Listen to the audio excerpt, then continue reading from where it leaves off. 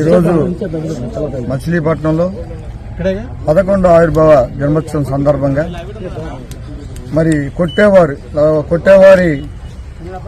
కొనదల వారి విజయం కొట్టేవారి లక్ష్యం అనే కార్యక్రమాన్ని స్టేట్ మొత్తం 4 రోజుల మట్టి తిరిగి ఆ కష్టాన్ని ఎవరో పోల్చలేం.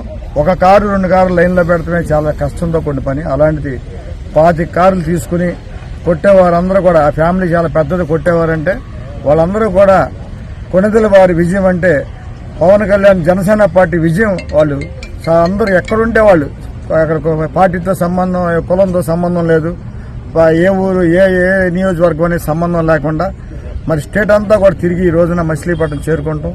ఇక్కడ ఆవిర్భావ సందర్భంగా మేము అందరం కూడా కూడుకుని ఇక్కడ వాళ్ళందరికీ సన్మానం చేశాం, డ్రైవర్లందరికీ. అలాగే దానికి కష్టపడిన కొట్టేవారికి కూడా సన్మాన కార్యక్రమం చేశాం. ఎందుకంటే నిజంగా కొట్టేవారిని చూసి నేర్చుకోవాలి అందరూ.